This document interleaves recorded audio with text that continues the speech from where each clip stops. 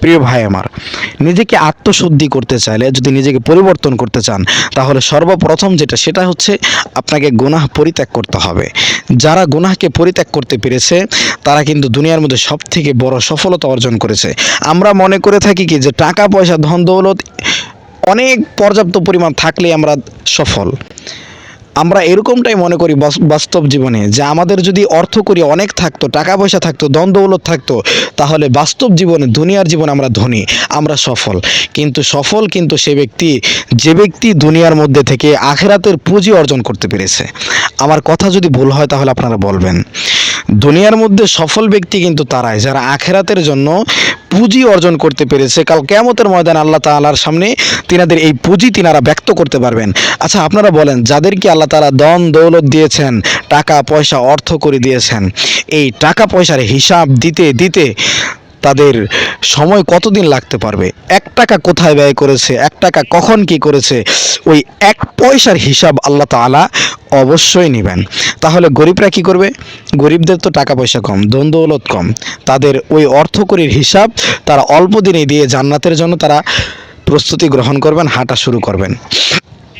আমরা তো হাদিসের মধ্যে এরকমটাই দেখতে পাই যে ধনীদের 500 বছর আগে গরিবের জান্নাতে প্রবেশ করবে। সুবহানাল্লাহ তাআলা। প্রিয় ভাই আমার, আমরা যদি নিজেকে গুনাহ থেকে বাঁচাতে পারি, আমাদের যাদেরকে আল্লাহ তাআলা টাকা পয়সা ধন দৌলত দিয়েছেন, আমরা কি করি? বিভিন্ন যাত্রা পালায় যাই, নাচ গানের গিয়ে টাকা পয়সা ঢালি, বিভিন্ন রাজনৈতিক দলে গিয়ে টাকা পয়সা ঢালি। মানে আমাদেরকে যত আল্লাহ তাআলা ধন দৌলত দিয়েছেন আমরা ততই ক্ষয় করতে থাকি সেখান থেকে। এটার কি হবে পরবর্তীতে, এটার হিসাব কিভাবে দিব, আমরা সে ধারণাটা কখনো করি না। যার কারণে আজকে আমরা নিজেকে পরিবর্তন করতে পারিনি। পরিবর্তন করেছি দুনিয়ার জীবনে, বাস্তব জীবনে, কিন্তু আখিরাতের জীবনে যে আল্লাহ তাআলার সামনে আমার এই যে উপরে আমার সুরতটা দেখতে পাচ্ছেন আর ভিতরগত আমার অবস্থাটা কি একমাত্র আল্লাহ তাআলা জানেন। আমি উপরে আপনাদেরকে লেকচার দিচ্ছি কিন্তু ভিতরে আমার অবস্থাটা কি আমি জানি না। তো দেখেন ভাই, আমাদের বাংলাদেশে এমন মানুষ রয়েছে যারা নিজের জীবনকে দিয়ে দিল আল্লাহর রাস্তায়, নিজের জীবন দেওয়ার জন্য সর্বদাই প্রস্তুত থাকে ইসলামের জন্য। এমন ব্যক্তি দুনিয়া থেকে চলে যাওয়া, এটা আমাদের জন্য অত্যন্ত দুঃখকর একটা বিষয়, যে ইসলামের জন্য জীবন দিবে, ইসলামের একজন শহীদ, ইসলামের জন্য একজন যোদ্ধা, এ ব্যক্তি যদি দুনিয়া থেকে চলে যায় তাহলে হাজার মুসলিমের কিন্তু ক্ষতি হয়, তাদের কষ্ট হয় বাস্তব জীবনে বাঁচতে গেলে। কিন্তু একজন নাস্তিক, একজন ইহুদি, একজন মুরতাদ যদি বাংলাদেশ থেকে চলে যায়, মৃত্যুবরণ করে মারা যায়, তাহলে তার জন্য কিন্তু সকলেই সুবহানাল্লাহ আলহামদুলিল্লাহ শুকরিয়া আদায় করে। কারণ তারা দুনিয়াতে বাস্তব জীবনে যতদিন বেঁচে থাকবে ইসলামের ক্ষতি করবে, যেরকমভাবে ইসলামের ক্ষতি করেছে বাংলাদেশের প্রাইম মিনিস্টার শেখ হাসিনা। আমি মনে করে থাকি বাংলাদেশে আমরা তো কখনো বাঙালিরা ফেরাউনকে দেখিনি, আমরা ফেরাউনের যুগের মানুষ না, ফেরাউনকে দেখিনি, আমরা বাঙালিরা ফেরাউনকে দেখিনি, কিন্তু ফেরাউনের বাস্তব চরিত্র দেখতে পেরেছি আমাদের বাংলাদেশের প্রাইম মিনিস্টার শেখ হাসিনার ভেতর।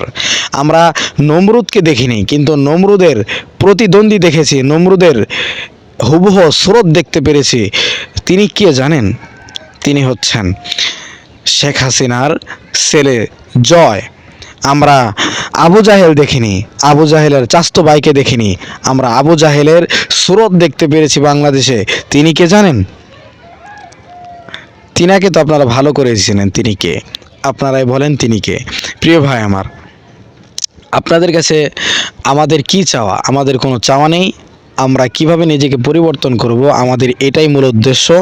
আমরা কোন কাজ করলে আল্লাহ তাআলার সবথেকে প্রিয় বান্দা হতে পারবো, আমাদের নবী সাল্লাল্লাহু আলাইহি ওয়াসাল্লামের সবথেকে কাছের উম্মত হতে পারবো, আমরা সেটাকেই তালাশ করব। আমরা যখন কোনো গুনাহের কাছে যাব, গুনাহের ধারে যাব, তখন আমরা এরকমটা অন্তরের ভিতর পোষণ করব যে আমি যে গুনাহটা করতেছি এই গুনার হিসাব আমাকে আল্লাহ তাআলার কাছে দিতে হবে। আমি যে গুনাহটা করতেছি এই গুনার জবাবদিহিতা আল্লাহ তাআলার কাছে আমাকে করতে হবে। আমার অঙ্গ প্রত্যঙ্গ সব কিছু আল্লাহ তাআলার কাছে সাক্ষী দেবে। আমাকে আল্লাহ তাআলা দেখতেছেন। আমরা যখন নির্জন একা স্থানে বসে থাকি তখন মনে করি এখানে তো কেউ নেই, এখানে কেউ নেই, আমি একটা গুনাহ করি, কেউ দেখবে না। কিন্তু না না না, প্রিয় ভাই ও বোন, তুমি যত অন্ধকারে গুনাহ করো না কেন, তোমাকে একমাত্র আমার আল্লাহ তাআলা দেখতেছেন। এটা তোমার মাথায় অবশ্যই রাখতেই হবে।